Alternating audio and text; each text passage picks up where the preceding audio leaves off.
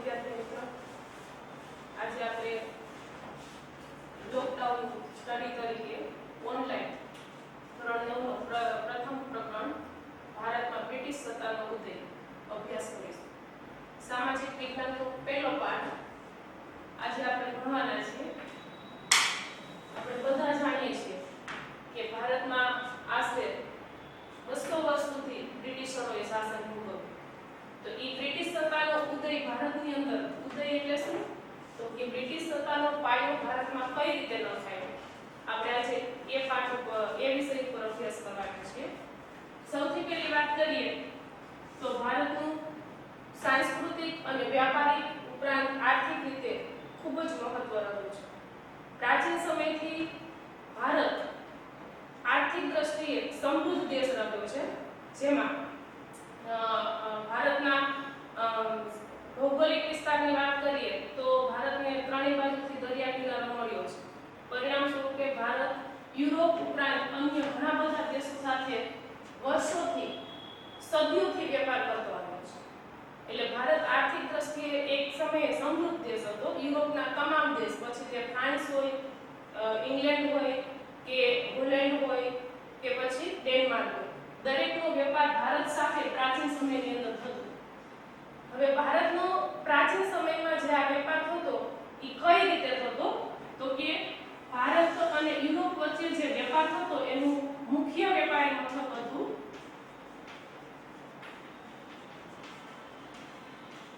Constantinople, જે તુર્કસ્તાનમાં આવેલું છે. ઈરાની દેશોમાં તુર્કિસ્તાનની અંદર કોન્સ્ટેન્ટિનોપલ નામનું એક મુખ્ય વેપારી મથક આવેલું છે. આ મુખ્ય વેપારી મથકે ભારત અને યુરોપના દેશો સાથે વેપાર થતો. હવે ભારતમાંથી યુરોપના દેશોની અંદર કઈ કઈ ચીજ વસ્તુઓ છે એની આપણે વાત કરીએ તો મરી મસાલા, મલમલ, સુતરાઉ કાપડ, રેશમી કાપડ,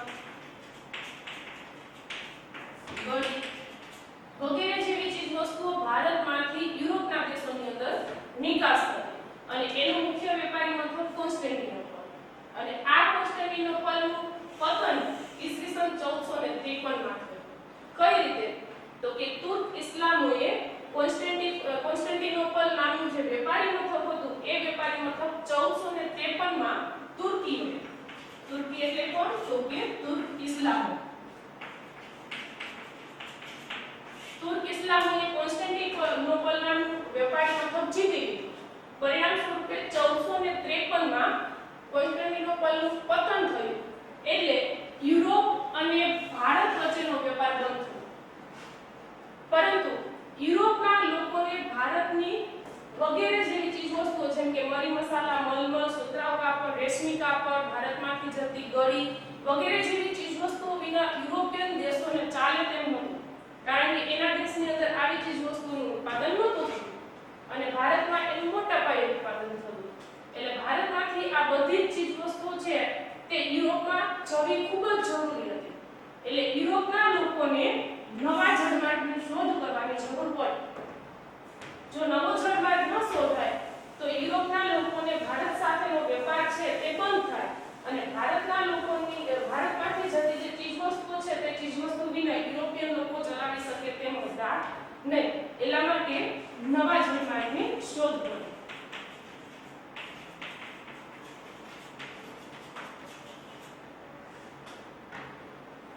એટલે ઘણી વખત પરીક્ષામાં તમને એવો પ્રશ્ન પૂછે કે નવા જળમાર્ગની શોધ કરવાની જરૂરિયાત કેમ ઊભી થઈ? તો કે એનું એક જ કારણ હતું. એક કારણ તો એ કે ભારતની જે ચીજવસ્તુઓ છે મરી મસાલા, ગળી, સુતરાઉ કાપડ, રેશમી કાપડ આ બધી ચીજવસ્તુ વિના યુરોપને ચાલે તેમ હતું નહીં. આ પહેલું કારણ. બીજું કારણ, કોન્સ્ટેન્ટિનોપલ નામનું વેપારી મથક તુર્કોએ જીતી લીધું એટલે ભારત સાથે યુરોપનો વેપારી માર્ગ બંધ થયો.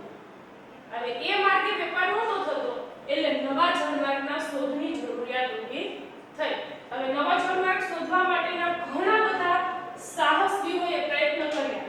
એમાંથી સૌથી સફળ પ્રયત્ન વાસ્કો દ ગામાએ કર્યો, પણ આપણે એક પછી એક બધા જ પ્રયત્નોની વાત કરીએ તો નવો જળમાર્ગ શોધવા માટે અને પોર્ટુગલ. સ્પેન અને પોર્ટુગલ આ બંને દેશના રાજાઓએ આર્થિક મદદ કરી અને આ બંને દેશના રાજાઓની આર્થિક મદદ અને સહાય મેળવીને અનેક સાહસવીરોએ જળમાર્ગ શોધવા માટેના પ્રયત્નો શરૂ કર્યા. એમાં સૌથી પહેલો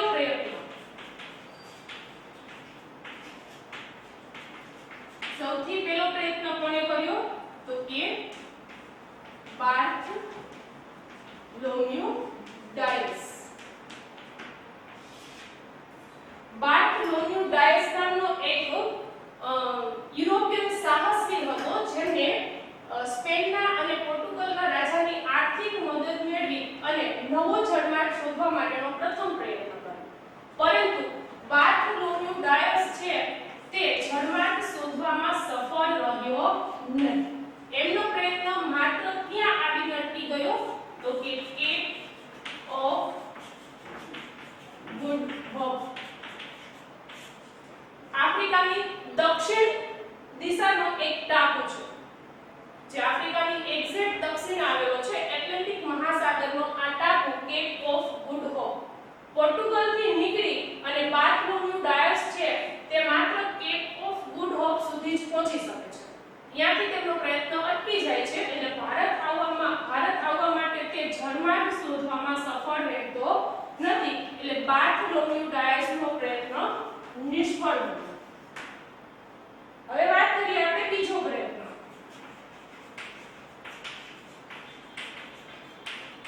ભારત આવવા માટેનો જળમાર્ગ શોધવા માટેનો બીજો પ્રયાસ કર્યો કોણે તો કે બીજો પ્રયાસ કર્યો ક્રિસ્ટોફર કોલંબસ. ક્રિસ્ટોફર કોલંબસ પણ સ્પેનના રાજાની આર્થિક સહાય મેળવી અને ભારત આવવા માટેનો નવો જળમાર્ગ શોધવા નીકળી પડે છે. પરંતુ ક્રિસ્ટોફર કોલંબસ છે તે પોતાના નવા જળમાર્ગ શોધવાના પ્રયાસ દ્વારા ક્યાં પહોંચી જાય છે તો કે એટલાન્ટિક મહાસાગરના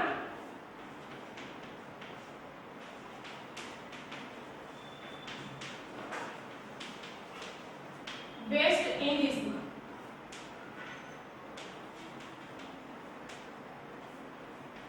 એટલાન્ટિક મહાસાગરના એક ટાપુ વેસ્ટ ઇન્ડિઝ સુધી કોલંબસ પહોંચી જાય છે. આખી જિંદગી જ્યાં સુધી જીવ્યો ત્યાં સુધી કોલંબસે એવું જ વિચાર્યું કે તેઓ ભારત પહોંચી ગયા છે, એટલે કે તે ભારત પહોંચી ગયો છે અને તેને ભારત આવવા માટેનો જળમાર્ગ શોધ્યો છે. પણ વાસ્તવમાં કોલંબસ ભારત નહોતો પહોંચ્યો. વાસ્તવમાં કોલંબસે એક નવો જ પ્રદેશ શોધી કાઢ્યો હતો અને જે પ્રદેશ તે સમયે વેસ્ટ ઇન્ડિઝ તરીકે ઓળખાતો અને એટલાન્ટિક મહાસાગરનો એક ટાપુ હતો. હવે વેસ્ટ ઇન્ડિઝની અંદર રહીને આજીવન પોતે ભારતનો જળમાર્ગ શોધ્યો છે એવા વહેમમાં રહેનાર કોલંબસની સ્પષ્ટતા કોણે કરી તો કે એ સ્પષ્ટતા કરનાર હતા અમેરિકો વેસ્પુચી. અમેરિકો વેસ્પુચી નામના એક સાહસિકે એ સ્પષ્ટતા કરી કે કોલંબસ ભારત નથી પહોંચ્યો પરંતુ તે વેસ્ટ ઇન્ડિઝ પહોંચ્યો છે. આ સ્પષ્ટતા અમેરિકો વેસ્પુચીએ કરી ત્યારથી વેસ્પુચી છે તે અમેરિકા તરીકે ઓળખાયું જે આજે લેટિન અમેરિકા દક્ષિણ અમેરિકા તરીકે ઓળખાય છે. એટલે બીજા પ્રયત્નની અંદર કોલંબસ પણ સફળ રહેતો નથી. તે પણ ભારત આવવાના જળમાર્ગમાં નિષ્ફળ થાય છે. હવે ત્રીજો અને અંતિમ પ્રયાસ કે જેમાં ભારત આવવાનો જળમાર્ગ શોધાઈ ગયો એ અંતિમ પ્રયાસમાં સફળ બને છે વાસ્કો દ ગામા.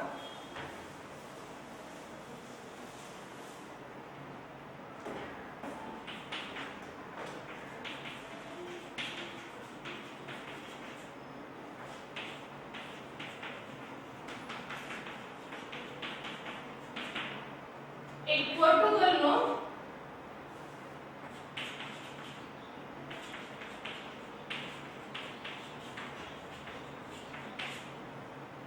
યુરોપમાં ઉત્તર ભાગની અંદર આવેલા પોર્ટુગલનો એક સાહસિક હતો વાસ્કો દ ગામા જે ભારત આવવા માટેનો જળમાર્ગ શોધવાની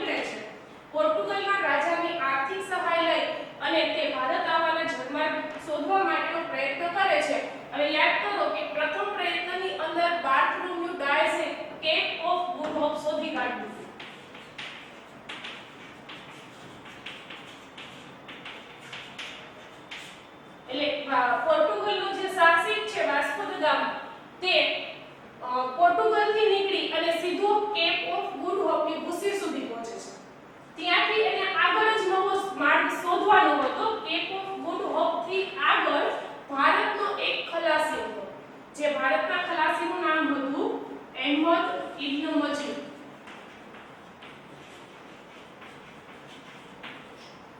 ભારતનો આ એક ખલાસી કે જે વહાણવટાનું કામ કરતો હતો, અહેમદ ઇબ્ન મજીદને વાસ્કો દ ગામાને સહાય કરી અને આ આપણા ભારતીય એક અહેમદ ઇબ્ન મજીદની સહાયથી જ વાસ્કો દ ગામા છે તે કેપ ઓફ ગુડ હોપથી આગળ ભારતના દક્ષિણ કિનારે પહોંચ્યો. અને ભારતનો એ દક્ષિણ કિનારો કે જ્યાં કાલિકટ બંદર છે.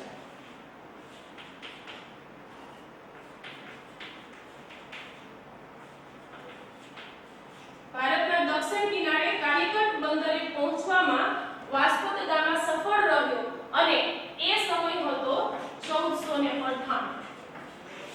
એટલે યુરોપથી ભારત આવવા માટેનો નવો જળમાર્ગ વાસ્કો દ ગામાએ 1498 શોધ્યો. એને પોર્ટુગલથી કેપ ઓફ ગુડ હોપ સુધી પહોંચવામાં કોઈ જ જોખમ નહોતું, કારણ કે બાર્થોલોમ્યુ ડાયસે કેપ ઓફ ગુડ હોપ સુધીની ભૂસીનો માર્ગ શોધી કાઢ્યો. અહીંથી આગળ ભારતના જ એક ખલાસી અહેમદ ઇબ્ન મજીદની સહાયથી વાસ્કો દ ગામા છે તે ભારતના દક્ષિણ કિનારે કાલિકટ બંદરે પહોંચે છે 1498, જે યુરોપ માટેનું એક જબરજસ્ત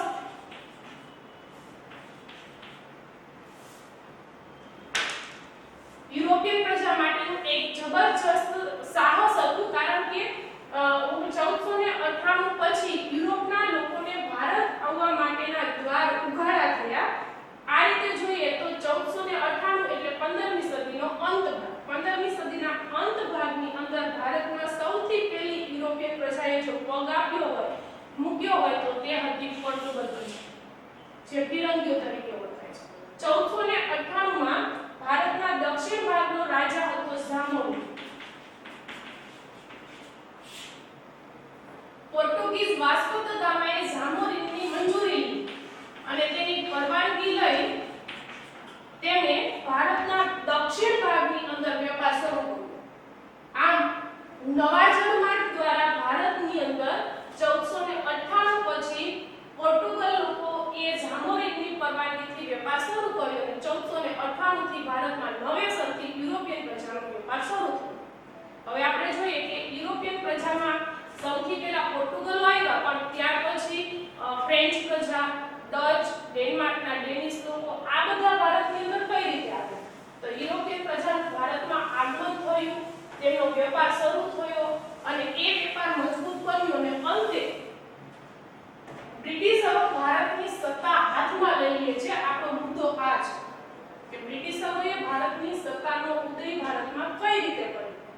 સૌથી પહેલી આપણે વાત કરીએ કે ભારતનો જળમાર્ગ 1498 માં શોધાય છે.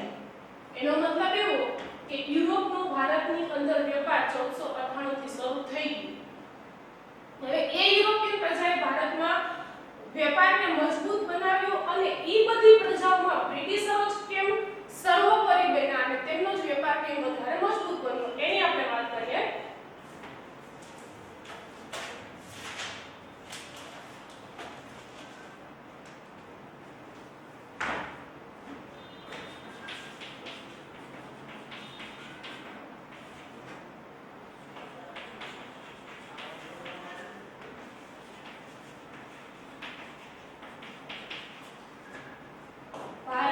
યુરોપિયન પ્રજાનું આગમન. હવે યુરોપિયન પ્રજાઓમાં આપણે બધા જાણીએ છીએ કે 1498 માં વાસ્કો દ ગામાએ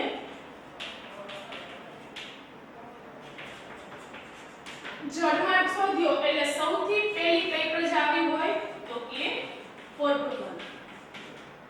પોર્ટુગલના પોર્ટુગીઝ એટલે કે ફિરંગી.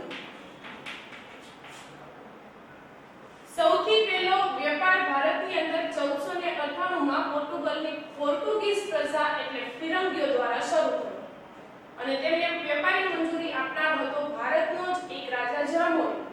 હવે ફિરંગીઓએ પોતાના વેપારના 100 વર્ષ દરમિયાન 1498 થી શરૂ કરીએ તો 1498 થી 1598 સુધીમાં અનેક વેપારી મથકો ભારતમાં સ્થાપિત. હવે એમને સ્થાપેલા વેપારી મથકોની વાત કરીએ તો પોર્ટુગીઝોએ ભારતની અંદર દીવ, દમણ, ગોવા, કોચીન, દીવ, દમણ, ગોવા, કોચીન,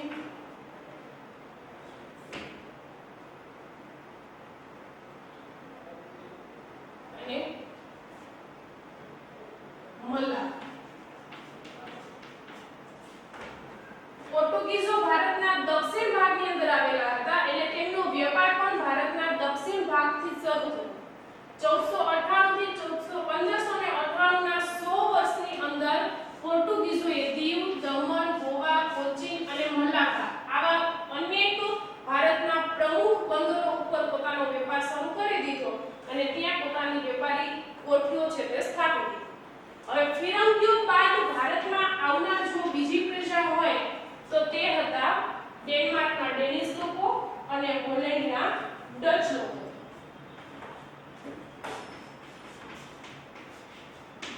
આ પોર્ટુગલ, હોલેન્ડ આ બધા યુરોપના દેશો છે. યુરોપના દેશો છે કે જેમની પ્રજા ભારતની અંદર વેપાર કરવા આવેલા હતા. એટલે પોર્ટુગીઝ પ્રજા એટલે કે ફિરંગીઓ બાદ ભારતમાં આવનાર હતા હોલેન્ડના ડચ લોકો જે વલંદા તરીકે ઓળખાતા. અને એના પછી ભારતની અંદર વેપાર માટે આવનાર પ્રજા હતી ડેનમાર્કના ડેનિશ લોકો.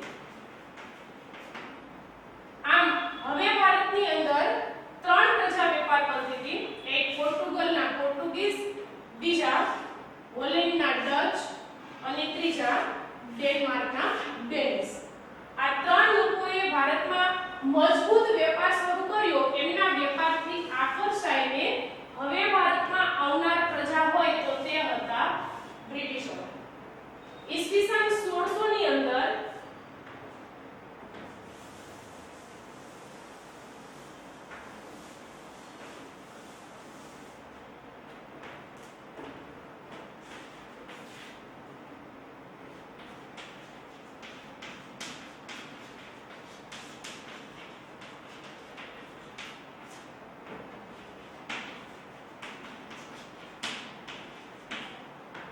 ભારતમાં જે યુરોપિયન પ્રજાઓ આવી એમાં આપણે એકની વાત કરી ફિરંગીઓ, બીજા હતા ડચ અને ત્રીજા હતા ડેનિશ. આ ત્રણ પ્રજાઓ ફિરંગીઓ એટલે પોર્ટુગીઝો, ડેનમાર્ક હોલેન્ડના ડચ લોકો, ડેનમાર્કના ડેનિશ. આ ત્રણ પ્રજા ભારતમાં સફળ રીતે વેપાર કરે છે. એનાથી આકર્ષાઈને ઇંગ્લેન્ડના અંગ્રેજો, જેને આપણે અંગ્રેજો તરીકે ઓળખીએ છીએ, જે પ્રજા બ્રિટિશ પ્રજા છે, ઇંગ્લેન્ડના અંગ્રેજોએ પણ ભારતમાં વેપાર કરવા માટેનો પોતાનો પ્રયત્ન શરૂ કરી દીધો. ઈસવીસન 1600 માં અંગ્રેજો ભારત અને ભારત જેવા અન્ય પૂર્વી દેશો સાથે વેપાર કરવા માટેની મંજૂરી પોતાની રાણી એલિઝાબેથ પાસે માંગે છે. અને અંગ્રેજોને એલિઝાબેથે પૂર્વી દેશો સાથે વેપાર કરવા માટેની મંજૂરી આપી દીધી. પરિણામ સ્વરૂપે ઈસવીસન 1600 માં અંગ્રેજો દ્વારા ઈસ્ટ ઇન્ડિયા કંપનીની સ્થાપના થઈ. ઈસવીસન 1600 માં બ્રિટિશરોએ ઈસ્ટ ઇન્ડિયા કંપની સ્થાપી અને પોતાની ઈસ્ટ ઇન્ડિયા કંપનીનું પ્રથમ વહાણ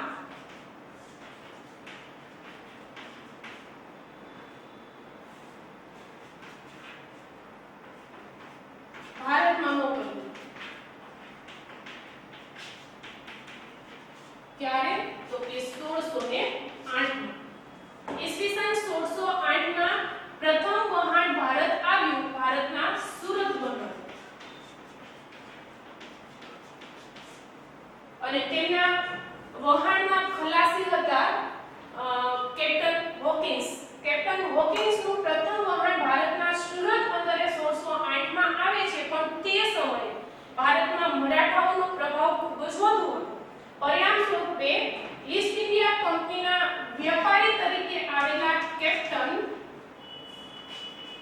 હોકિન્સને વેપાર માટેની મંજૂરી મળતી નથી, જેથી કરીને તેમનું વહાણ 1608 માં પાછું જાય છે. ફરીથી કેપ્ટન હોકિન્સ ભારતની અંદર વેપાર માટેની મંજૂરી મેળવવા ફરી વખત તે આવે છે અને તેમનો બીજો પ્રયત્ન હતો 1613. 1613 માં જહાંગીર નામના એક મુગલ બાદશાહે હોકિન્સને ભારતમાં વેપાર કરવા માટેની મંજૂરી આપી દીધી. આ રીતે જોઈએ તો અંગ્રેજોનો ભારતની અંદર વિધિવત વેપાર ઈસવીસન 1613 માં સુરતથી શરૂ થયો. એટલે વિધિવત રીતે જોઈએ, આમ જોઈએ તો ઈસવીસન 1600 માં ઈસ્ટ ઇન્ડિયા કંપનીની સ્થાપના થઈ ચૂકી, પરંતુ કેપ્ટન હોકિન્સને 1608 માં સુરત બંદરે આવી અને વેપારની મંજૂરી માંગી તો વેપારની મંજૂરી મળી નહીં. પરિણામ સ્વરૂપે હોકિન્સ પાછો જાય છે અને ફરી વખત તે વેપારની મંજૂરી મેળવવા માટે ભારતમાં 1613 ની અંદર આવે છે અને જહાંગીર નામના એક મુગલ બાદશાહે તેમને વેપાર કરવાની મંજૂરી આપી દીધી, જેથી કરીને ભારતમાં અંગ્રેજોનો વેપાર ક્યારે શરૂ થયો તો તે 1613. સૌથી પહેલી વેપારી કોઠી સુરતમાં સ્થાપાઈ. ત્યાર પછીની આપણે વાત કરીએ તો સુરત, અમદાવાદ,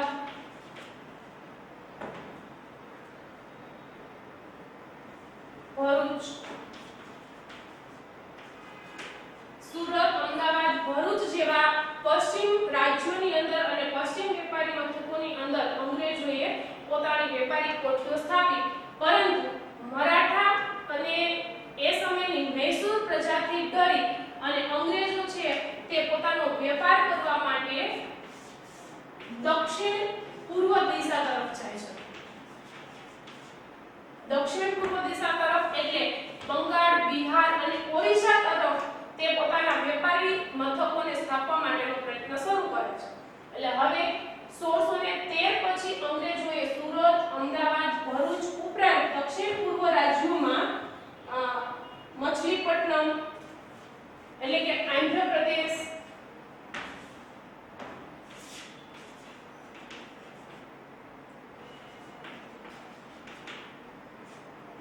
ચેન્નઈ અને કોલકાતા. દક્ષિણ પૂર્વ રાજ્યમાં આંધ્રપ્રદેશનું વેપારી મથક હતું મછલીપટ્ટનમ, ચેન્નઈનું વેપારી મથક હતું સેન્ટ જ્યોર્જ અને કોલકાતાનું વેપારી મથક હતું ફોર્ટ વિલિયમ.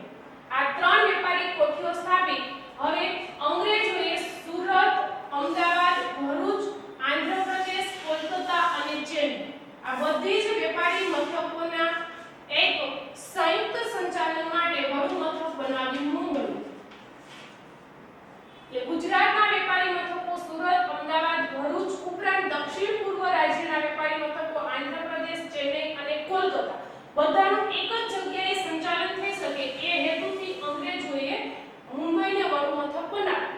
આમ ધીમે ધીમે પ્રથમ 100 વર્ષની અંદર કે તેઓ 1613 માં ભારત આવ્યા અને 1713 સુધીમાં લગભગ અંગ્રેજોનો વેપારી વિસ્તાર ભારતમાં ખૂબ જ સારો એવો ફેલાઈ ચૂક્યો હતો. હવે અંગ્રેજો પછી ભારતની અંદર વેપાર કરવા આવનાર જો કોઈ પ્રજા હોય તો તે હતી ફ્રેન્ચ પ્રજા.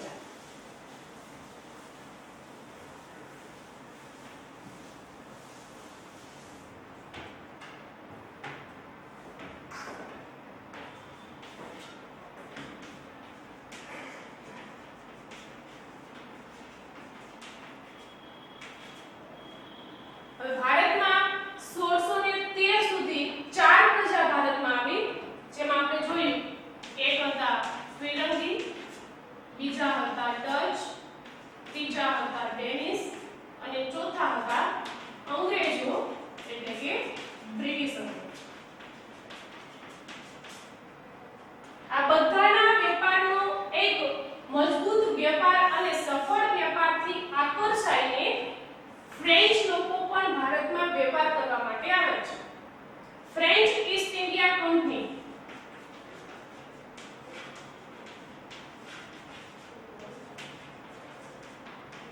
ફ્રેન્ચ ઈસ્ટ ઇન્ડિયા કંપનીની સ્થાપના થઈ 1668 માં. એટલે તે અંગ્રેજો બાદ આવનાર પ્રજા હતી. 1668 ની અંદર ફ્રેન્ચ ઈસ્ટ ઇન્ડિયા કંપનીની સ્થાપના થતા ફ્રેન્ચો ભારતમાં વેપાર કરવા માટે આવે છે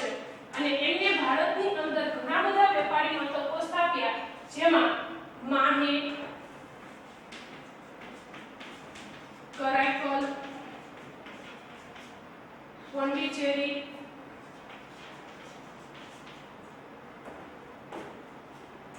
ચંદ્રનગર અને મછલીપટ્ટનમ. 1668 માં આવી અને ફ્રેન્ચોએ ભારતમાં માહે, કરાઈકલ, પોંડિચેરી, ચંદ્રનગર અને મછલીપટ્ટનમ આમ 5 વેપારી મથકો સ્થાપ્યા. હવે ભારતની અંદર 5 લોકો યુરોપના 5 દેશના લોકો છે તે ભારતમાં વેપાર કરતા હતા. એક હતા ફિરંગીઓ, ડચ, ડેનિશ, અંગ્રેજો એટલે બ્રિટિશરો અને ફ્રેન્ચ. 1668 પછી આ પાંચેય પ્રજા વચ્ચે વેપારની તીવ્ર સ્પર્ધા શરૂ થઈ અને સાથે સાથે પોતાના વેપારી મથકો જળવાઈ રહે તે માટે ભારતના રાજકારણની અંદર પણ હસ્તક્ષેપ છે તે શરૂ થયો. જેથી કરીને દરેક પ્રજાને એવું હતું કે જો ભારતની સત્તા હાથમાં આવી જાય તો તે પોતાના વેપારની પકડને ભારતમાં જાળવી શકશે નહીં, તે વેપારની પકડને જાળવી શકશે નહીં. એટલે પાંચેય પ્રજા વચ્ચે એક સત્તા સંઘર્ષ થયો અને આ સત્તા સંઘર્ષની અંદર સર્વોપરી બન્યા બ્રિટિશરો. દુનિયાભરની અંદર સૌથી વધુ દેશોને ગુલામ બનાવનાર, સૌથી વધુ દેશોની અંદર વેપાર કરનાર જો સાહસિક પ્રજાઓ હોય તો એ બે પ્રજા હતી, અંગ્રેજો અને ફ્રેન્ચો. પોર્ટુગીઝ, ડચ કે ડેનિશ લોકોએ સત્તાને વધુ વિસ્તારવા માટે કોઈ વધુ પ્રયત્ન નહોતા કર્યા. પણ ભારત એક એવું સંસ્થાન હતું કે જ્યાંથી કાચો માલ લઈ જઈ અને તૈયાર થયેલો માલ વેચવા માટે ખૂબ જ સારી એવી બજાર અનુકૂળ આવતી હતી. એટલે બ્રિટિશરો અને ફ્રેન્ચોને ભારત જેવા સંસ્થાનને છોડવું નહોતું. બંને વચ્ચે સત્તા સંઘર્ષ થયો. પરિણામ સ્વરૂપે અંગ્રેજો અને ફ્રેન્ચો વચ્ચે 3 કર્ણાટક વિગ્રહ થયો. વિગ્રહ એટલે એક પ્રકારના યુદ્ધ. ફ્રેન્ચ અને અંગ્રેજો વચ્ચે કર્ણાટક બંદરને કે ચેન્નઈ બંદરને પકડી રાખવા માટેના 3 વિગ્રહ થયા. આ ત્રણેય વિગ્રહની અંદર અંગ્રેજો જીત્યા અને ફ્રેન્ચ પ્રજા હારી. પરિણામ સ્વરૂપે ભારતની સત્તા ઉપર પાયો નાખનાર કે ભારતની સત્તાને પકડી રાખવામાં અંગ્રેજો સફળ રહ્યા. એટલે પાંચેય પ્રજાઓના સર્વોપરી રહ્યા અંગ્રેજો.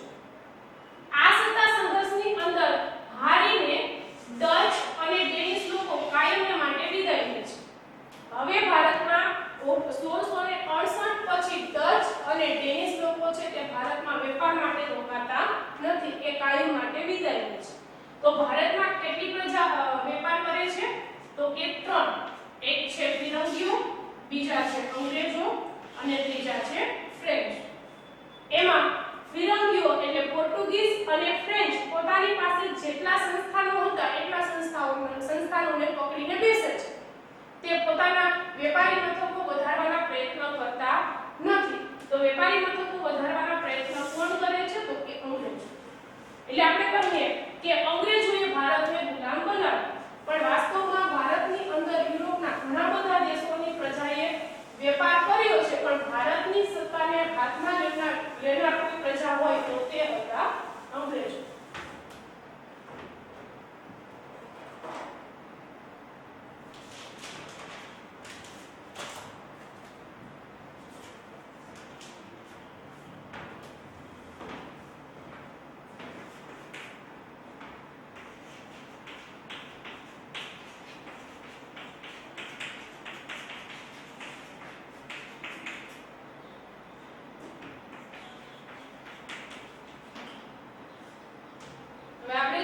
કે ભારતમાં 1498 પછી જે પ્રજાઓ આવી, ફિરંગીઓ, ડચ, ડેનિશ લોકો, અંગ્રેજો ઉપરાંત ફ્રેન્ચ, આ પાંચેય પ્રજાઓ ભારતમાં વેપાર અર્થે આવે છે, પરંતુ સત્તા સંઘર્ષમાં ડચ અને ડેનિશ હારી ગયા એટલે ભારત છોડીને જતા રહે છે. પોર્ટુગીઝો અને ફ્રેન્ચો પોતાના વેપારી મથકોને પકડીને બેસે છે. અંગ્રેજો છે તે પોતાનો સત્તા વિસ્તાર વધારવાના પ્રયત્નો શરૂ કરી દે છે અને અંગ્રેજોના સત્તા વિસ્તારમાં વધારો કરવા માટેનું જો કોઈ પહેલું પગલું હોય તો તે હતું પ્લાસીનું યુદ્ધ 1757. કે છે કે બંગાળમાં અંગ્રેજોની સત્તાનો પાયો નખાયો અને એ પણ કયા યુદ્ધથી? તો કે પ્લાસીના યુદ્ધથી.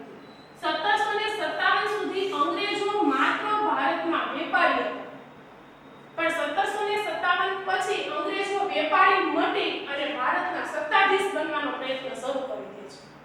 હવે એ પ્લાસીનું યુદ્ધ ક્યારે થયું તો કે 22 જૂન 1757.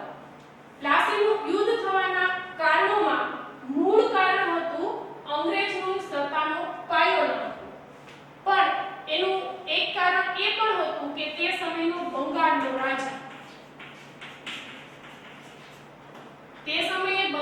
રાજા હતો સિરાજ ઉદ દૌલા.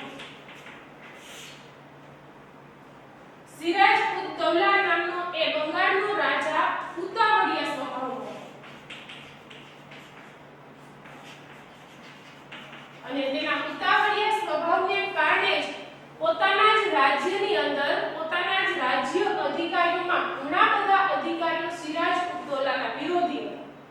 ભારતમાં અંગ્રેજોની સત્તા મજબૂત બની એનું એક મૂળ કારણ ભારતની પ્રજા જ હતી અને એ ભારતની પ્રજાનું મુખ્ય લક્ષણ કયું તો કે અંદરો અંદર ઘણા અંદરો અંદરની જે ભાગલા પાડો અને રાજકારણની નીતિ અંગ્રેજોએ અપનાવી કે અંદરો અંદર ઝઘડાવી અને તે ભાગલા પાડતા પછી એ ભાગલા પાડી અને અંગ્રેજ લોકો છે તે પોતાની સત્તા સ્થાપી દીધા. એવું જ કંઈક પ્લાસીના યુદ્ધમાં બન્યું. સિરાજ ઉદ દૌલા ઉતાવળિયા સ્વભાવનો હતો. કેટલાક નિર્ણયો તે ઉતાવળે લેતો એટલે અમુક નિર્ણયોના કારણે તે પોતાના જ રાજ્યના અધિકારીઓનો દુશ્મન બની ચૂક્યો. એટલા માટે એ વાતનો ફાયદો અંગ્રેજોએ ઉઠાવ્યો અને પ્લાસીના યુદ્ધ થઈ 1757માં અંગ્રેજ સત્તાનો પાયો ભારતમાં નંખાયો. સૌથી પહેલી પ્લાસીના યુદ્ધની વાત કરીએ તો પ્લાસીના યુદ્ધનું મૂળ કારણ શું હતું તો કે અંગ્રેજોએ બંગાળમાં પ્લાસીનું યુદ્ધ થયું છે. બંગાળનું વેપારી મથક હતું કોલકાતા. કોલકાતાની અંદર અંગ્રેજોએ કિલ્લેબંધી કરાવી.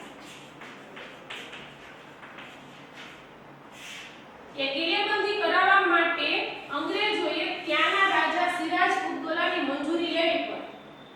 પણ અંગ્રેજોએ સિરાજ ઉદ દૌલાની મંજૂરી લીધા વિના જ કોલકાતાની કિલ્લેબંધી કરી એટલે સિરાજ ઉદ દૌલાએ તે કિલ્લેબંધી તોડાવી.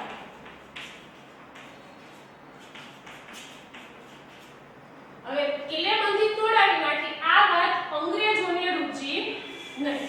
પરિણામ સ્વરૂપે તે સમયના ઈસ્ટ ઇન્ડિયા કંપનીના અંગ્રેજ અધિકારીએ કોલકાતાની રક્ષણ માટે ચેન્નઈથી એક અંગ્રેજ અધિકારી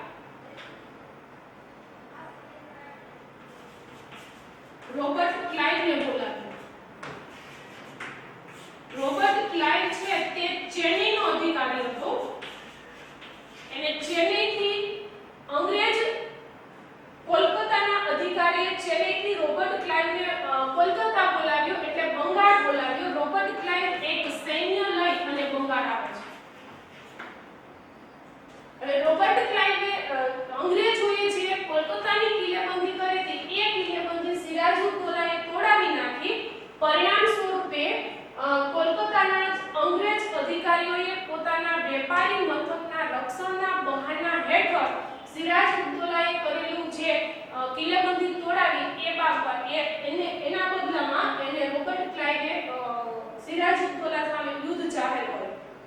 કારણ કે એને જે કિલ્લેબંધી કરી હતી એ ઈ બહાનાથી કરી હતી કે તે પોતાના વેપારી મથકની રક્ષા કરે છે અને એ વાત સિરાજ ઉદ દૌલાને ન રૂચી એટલે એમને કિલ્લેબંધી તોડાવી નાખી. પરિણામ સ્વરૂપે રોબર્ટ ક્લાઇવ પોતાની સાથે સૈન્ય લઈને આવે છે અને સિરાજ ઉદ દૌલા સામે યુદ્ધ જાહેર કરે છે અને એ યુદ્ધનો દિવસ હતો 22 જૂનનો દિવસ 1757.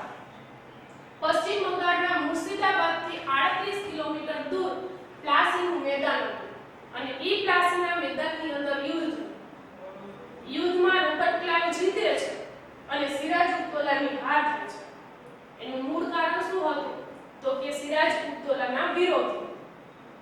રોબર્ટ ક્લાઇવ એક કાવતરું ઘડે છે. ઈ કાવતરાની અંદર તે પોતાની સાથે સિરાજ ઉદ દૌલાનો જ એક સેનાપતિ મીર જાફર. મીર જાફરને પોતાની સાથે રોબર્ટ ક્લાઇવ છે તે કાવતરામાં એડ કરે છે. મીર જાફર આખા યુદ્ધ દરમિયાન સિરાજ ઉદ દૌલાના પક્ષમાં યુદ્ધ લડે છે પણ યુદ્ધ દરમિયાન તે નિષ્ક્રિય રહે છે. પરિણામ સ્વરૂપે સિરાજ ઉદ દૌલાની હાર થાય છે અને છે તે જીતે છે અને રોબર્ટ ક્લાઇવની જીત થતા પ્લાસીના યુદ્ધમાં બંગાળની સત્તા છે તે સિરાજુદ્દૌલાના હાથમાંથી જતી રહે છે અને રોબર્ટ ક્લાઇવે મીર જાફરને બંગાળનો નવાબ બનાવ્યો। જો મીર જાફરે અંગ્રેજોને સાથ શું કામ આપ્યો તો કે રોબર્ટ ક્લાઇવે મીર જાફરને લાલચ આપી હતી કે જો તું અંગ્રેજોનો સાથ આપીશ તો તને બંગાળનો નવાબ બનાવવામાં આવશે। હવે આજે જેમ સત્તાની ખેંચતાણ છે એવી રીતે એ સમયે પણ સત્તાની ખેંચતાણ હતી। સિરાજુદ્દૌલાને હટાવી અને મીર જાફરને નવાબ બનવું એટલા માટે તેમણે અંગ્રેજોને સાથ આપ્યો અને અંગ્રેજોને સાથ આપતા જ અડધા જ દિવસની અંદર પ્લાસીનું યુદ્ધ પૂરું થાય છે। સિરાજુદ્દૌલા હારી જાય છે અને રોબર્ટ ક્લાઇવ જીતી જાય છે। પરિણામ સ્વરૂપે રોબર્ટ ક્લાઇવે મીર જાફરને નવાબ બનાવ્યો અને સિરાજુદ્દૌલાની 22 પરગણાની જાગીર કંપનીમાં મળી ગઈ।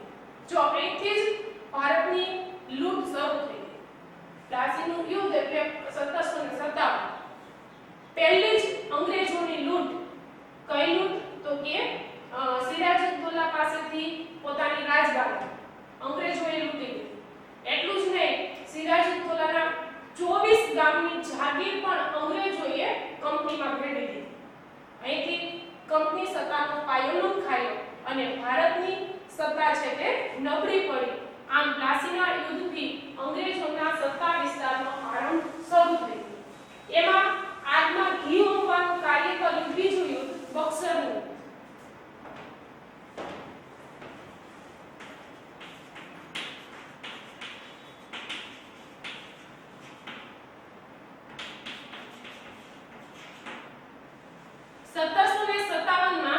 બંગાળનો નવાબ પ્લાસીના યુદ્ધ પછી બંગાળનો નવાબ હતો મીર જાફર। મીર જાફર બંગાળનો નવાબ 1757 પછી એટલે કે પ્લાસીના યુદ્ધ પછી આને નવાબ બનાવનાર હતો અંગ્રેજ રોબર્ટ ક્લાઇવ। હવે અંગ્રેજ રોબર્ટ ક્લાઇવે મીર જાફરને નવાબ બનાવ્યો એટલે અંગ્રેજોને કંઈક તો લાલચ હશે ને કે મીર જાફર પાસેથી બંગાળની સંપત્તિને લૂંટશે અથવા તો પોતાના કામ કરાવી લેશે। પરંતુ મીર જાફર છે ને મહત્વાકાંક્ષી હતો।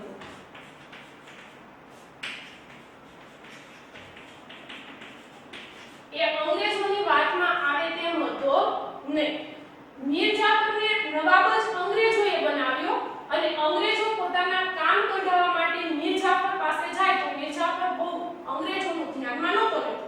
એટલા માટે અંગ્રેજોએ વિચારી લીધું કે હવે મીર જાફરને સત્તા ઉપરથી હટાવી દેવો પડશે કેમ કે એને સત્તા ઉપર મૂક્યો તો નવાબ બનાવ્યો તો હવે તે પોતાના જ કામ નથી કરતો એટલે અંગ્રેજોએ મીર જાફરને સત્તા ઉપરથી હટાવી દીધો અને તેની જગ્યાએ નવાબ પદ ઉપર મૂકી દીધો મીર કાસિમને। સત્તા ઉપરથી મીર જાફર હટી જાય છે। અંગ્રેજોએ બીજો નવો નવાબ બનાવ્યો બંગાળનો મીર કાસિમ।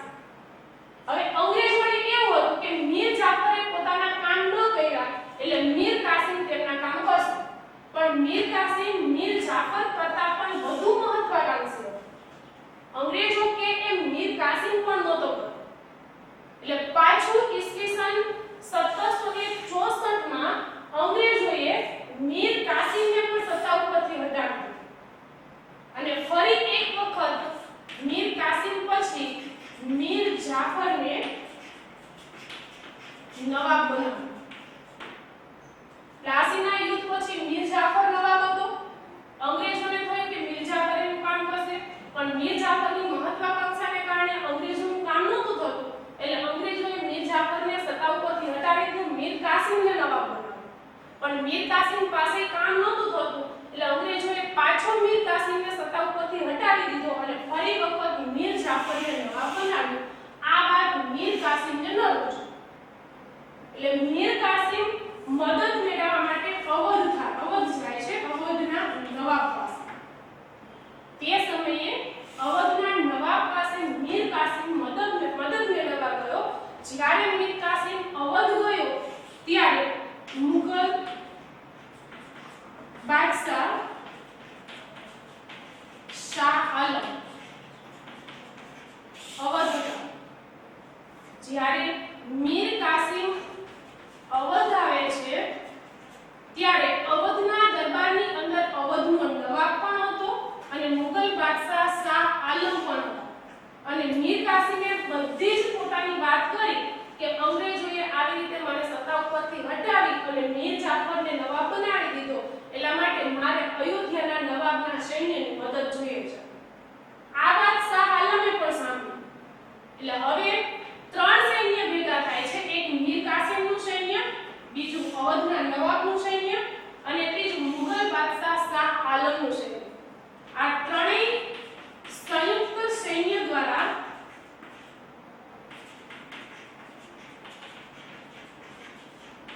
અંગ્રેજો સામે યુદ્ધ થાય છે.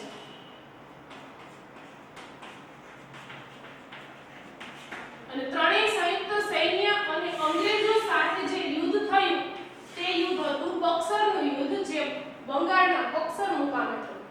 1764 માં બંગાળના બક્સર મુકામે અયોધ્યા, મીર કાસિમ અને શાહ આલમ ત્રણેયનું સંયુક્ત સૈન્ય અને એક પક્ષે અંગ્રેજો, આ બંને વચ્ચે યુદ્ધ થયું 1764 માં. પરંતુ આ યુદ્ધની અંદર આ ત્રણેય સંયુક્ત સેના છે તે જીતતી નથી.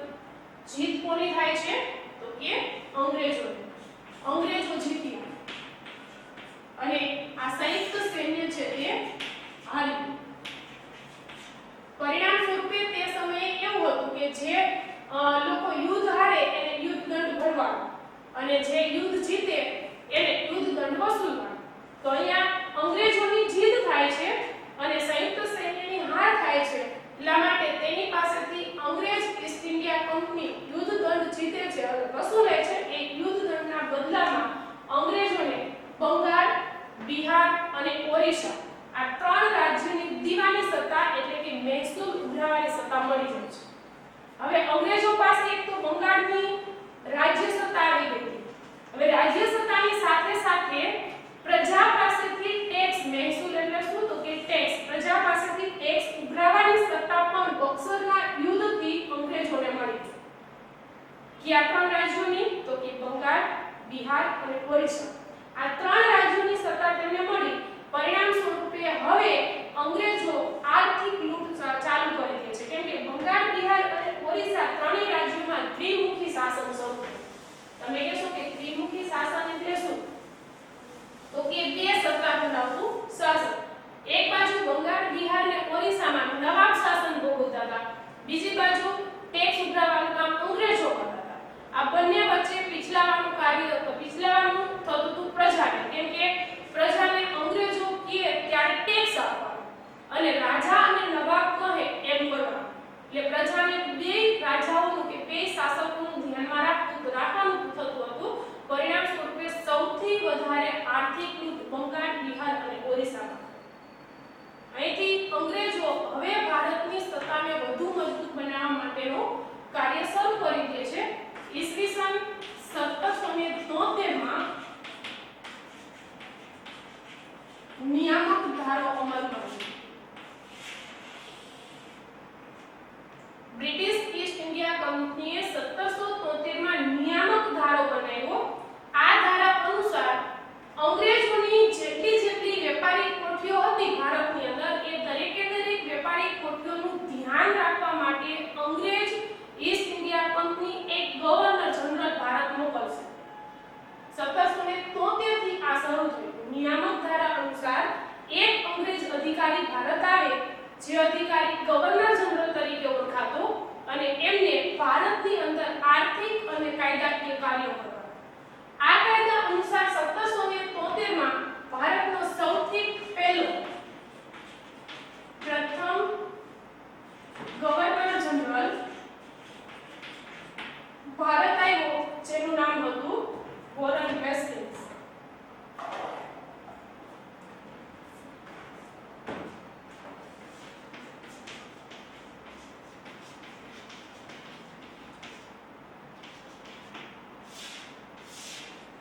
નિયામક ધારા અનુસાર જે governor general British East India Company Bharat મોકલતી, એમાં પહેલો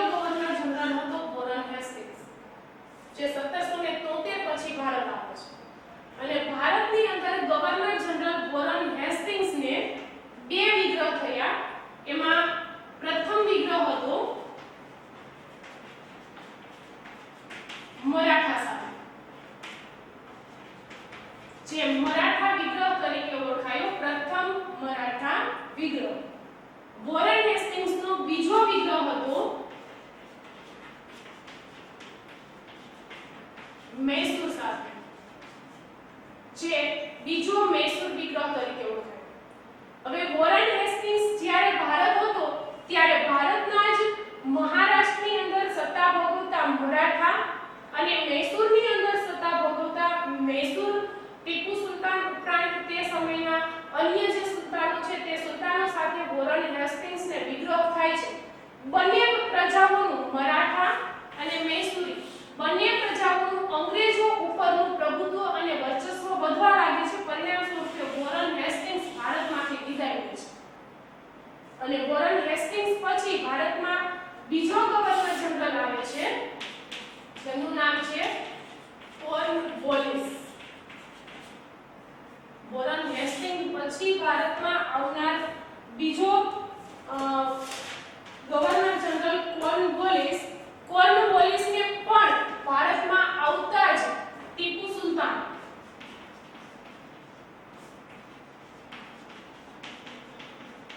તે સમયે મૈસૂરનો વાઘ કહેવાતો. ટીપુ સુલતાન એટલે એકદમ સાહસિક રાજા મૈસૂર, જે મૈસૂરના વાઘ તરીકે ઓળખાતો, જેને કોઈ જ ન હરાવી શકે એટલો શક્તિશાળી રાજા હતો. હવે ટીપુ સુલતાન સાથે કોર્નવોલિસને ત્રીજો મૈસૂર વિગ્રહ થાય છે.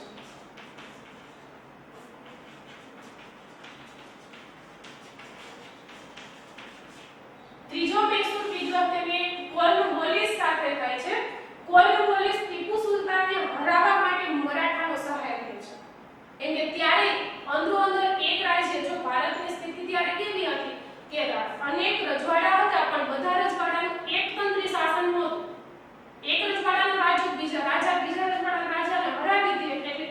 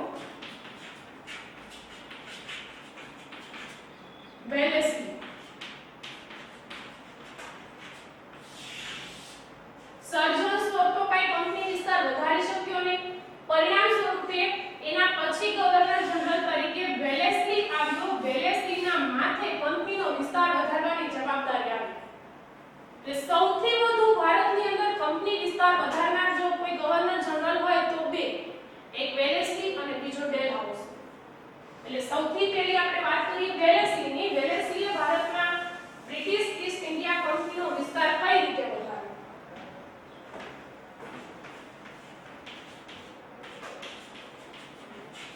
ગવર્નર જનરલ વેલેસ્લીએ ભારતમાં એક યોજના દાખલ કરી અને તે યોજના હતી સહાયકારી યોજના. એમની નીતિ કેવી હતી કે ભારતના રાજાઓને લોલીપોપ આપી અને તેમના રજવાડા કંપની શાસનમાં ભેળવી દીધા. અને એ લોલીપોપ એટલે શું? તો કે સહાયકારી યોજના. ભારતના રાજાઓની વેલેસ્લીની આ યોજના હિતકારક લાગી. કઈ રીતે? જો તમે એની શરતો સાંભળશો ને તો તમને ખ્યાલ આવી જશે. વેલેસ્લીની સહાયકારી યોજના એક એવી પ્રકારની યોજના હતી કે જો કોઈ રજવાડાનો રાજા સહાયકારી યોજના અપનાવે તો તેમના રજવાડાનું રક્ષણ કરવા માટે અંગ્રેજો એટલે કે વેલેસ્લી તેમને અંગ્રેજનું સૈન્ય આપે. એટલે રાજાઓને એવું થયું કે તે સમયે ભારતના એક રજવાડા બીજા રજવાડા ઉપર આક્રમણ કરતા, એટલે રાજાઓને એક શક્તિશાળી સૈન્યની જરૂર હતી. એટલે પરિણામ સ્વરૂપે સહાયકારી યોજના રાજાઓ સ્વીકારવા માટે આકર્ષાયા. એની 5 શરતો હતી. એમાં પહેલી શરત, અંગ્રેજો તેને શું આપે છે? સૈન્ય. હવે આ સૈન્યનો ખર્ચ રાજાઓએ કર્યો.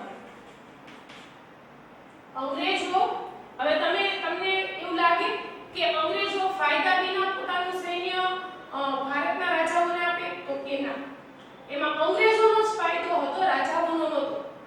પહેલી શરત હતી કે જે રાજા સહાયકારી યોજના અપનાવે એ રાજાને અંગ્રેજો પોતાના રાજ્યનું રક્ષણ કરવા માટે સૈન્ય આપશે. બીજી શરત એ હતી કે જે રાજાએ સહાયકારી યોજના સ્વીકારી છે એ રાજા સૈન્યનો લશ્કરી ખર્ચ ઉઠાવશે.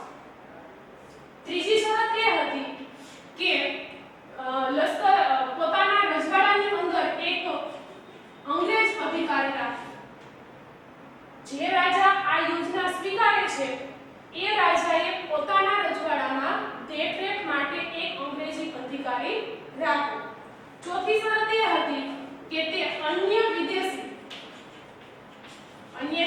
એટલે કે તે સમયે ફ્રેન્ચોય ભારતમાં હતા અને પોર્ટુગીઝોય ભારતમાં હતા. જે રાજા સહાયકારી યોજના સ્વીકારે એ રાજા પોતાના રજવાડાની અંદર બીજા કોઈ વિદેશીને નોકરી આપશે નહીં.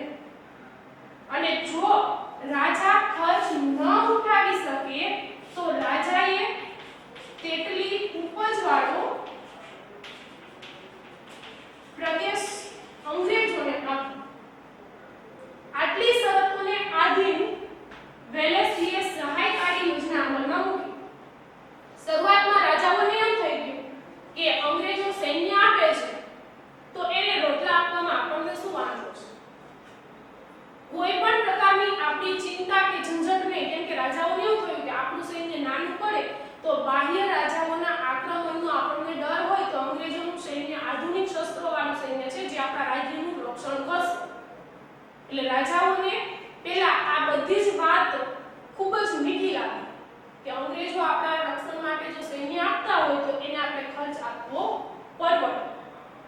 પરંતુ વેલેસ્લીની આ સહાયકારી યોજના છે ને તે મીઠા ઝેર જેવી હતી. જેમ મીઠું ઝેર ધીમે ધીમે અસર કરે ને તેમ આ જે એમની યોજના છે એ ધીમે ધીમે અસર કરતી. અહીંયા તમે જુઓ, અંગ્રેજોનો લાલચ કેટલી કે સૈન્ય તો તે પોતાની સાથે લાવ્યા હતા તો એને ખાવા પીવાનો આપવું, પગાર ભથ્થા આપવા, તો ઈ ખર્ચ કંપનીને ન ભોગવવો પડે એટલે તે રાજાઓને આપી દીધી. એટલે રાજાઓ તે ખર્ચ તેને આપી દીધી. બીજું, જે રાજા યોજના અપનાવે એ રાજા અધિકારીને પોતાના રાજ્યની અંદર રાખે એટલે રાજ્યમાં શું થાય છે ને બધી જ ઝીણવટભરી માહિતી અંગ્રેજોને ખબર પડી જાય. ત્રીજું, અન્ય વિદેશીને નોકરી ન આપે એટલે ફ્રેન્ચ કે પોર્ટુગીઝ તેમાં કોઈ જ દખલગીરી કરે નહીં. અને ચોથું, જો ખર્ચ ન આપી શકે તો રાજાએ એટલી ઉપજવાળો પ્રદેશ આપવાનો તો એ પ્રદેશ કંપની સત્તામાં પડી જાય. અને અંગ્રેજોને પૂછ્યા વિના એ સહાયકારી યોજના અપનાવનાર રાજાએ અંગ્રેજોને પૂછ્યા વિના અન્ય રાજ્ય સાથે યુદ્ધ નહીં કરવાનું કે અન્ય રાજ્ય સાથે સંધિ પણ નહીં કરવાની. એટલે એનો કે જે રાજા સહાયકારી યોજના સ્વીકારે એ રાજા અંગ્રેજોની કઠપૂતળી બની જાય. અંગ્રેજો કહે તો યુદ્ધ કરે, અંગ્રેજો કહે તો સંધિ કરે, અંગ્રેજો કહે એટલું સૈન્ય રાખે, અંગ્રેજો કહે એટલો ખર્ચ આપે. એટલે રાજા તો કેવા પૂરતો જ રાજા, બાકી બધું કરે કોણ? તો કે અંગ્રેજ.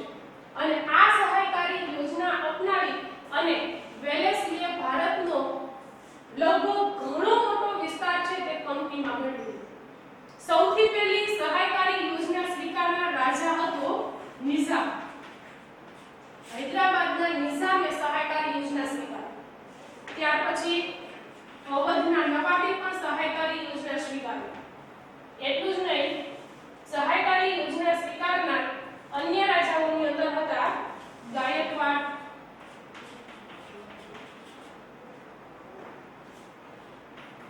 સિંધિયા, ભોંસલે, હોલકર,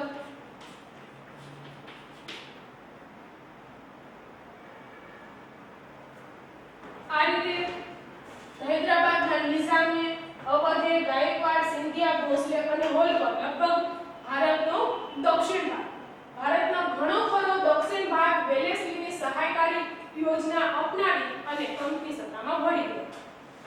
ત્યાર પછી અંગ્રેજ સત્તાનો વિસ્તાર વધારવા માટેની જે વાત કરીએ તો અંગ્રેજ સત્તાનો વિસ્તાર વધારવા માટે ઈસવીસન 1853 ની અંદર ડેલહાઉસી ભારત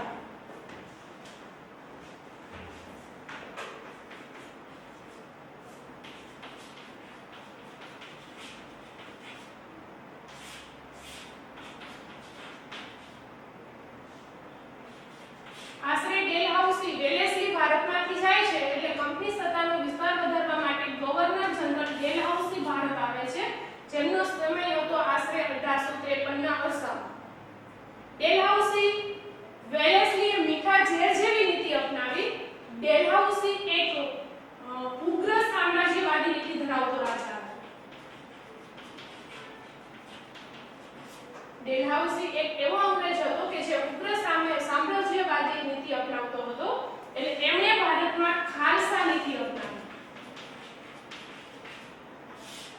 કોઈ પણ રાજ્ય સાથે યુદ્ધ કરીને રાજ્યને ખાલસા કરી અને અંગ્રેજ સત્તામાં ભેળવ્યું.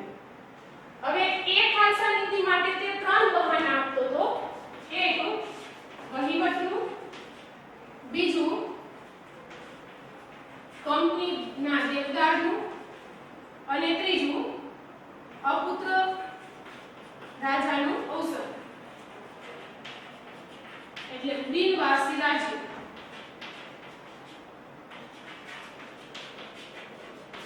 ડેલહાઉસીએ આ ત્રણ બહાના આપ્યા.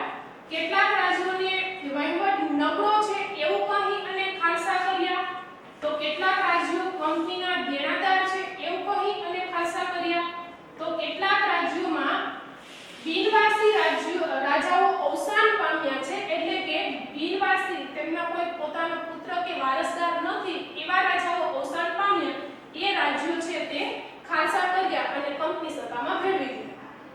એમની આ ખાલસા નીતિનો ભોગ અનેક રાજ્યો બન્યા, જેમાં પૂના, સતારા, ઝાંસી, આવા ઘણા બધા, પંજાબનું પટિયાલા, ઘણા બધા રાજ્યો છે તેમને ડેલહાઉસીએ ખાલસા કરી અને કંપની સત્તામાં ભેળવી દીધા. આ રીતે જોઈએ તો ડેલહાઉસીનો 1853 થી 1857 આટલો એમનો સમયગાળો હતો. 1857 સુધીમાં લગભગ ભારતનો 75% વિસ્તાર કંપનીમાં ભળી ચૂક્યો. હવે યાદ કરો કે ભારતમાં કંપની સત્તાનો પાયો ક્યારે નખાયો? તો કે 1757 પ્લાસીના યુદ્ધ અને 1857 ની અંદર ડેલહાઉસી અંતિમ ગવર્નર જનરલ હતો. ત્યાં સુધીમાં લગભગ ભારતના ઘણા રજવાડાઓ છે તે કંપનીમાં ભળી ચૂક્યા. હવે ડેલહાઉસીની ખાલસા નીતિના કારણે ભારતના ઘણા બધા રજવાડાઓ અંગ્રેજો સામે જંગ છેડે છે અને એ જંગ હતી 1857 નો વિપ્લવ.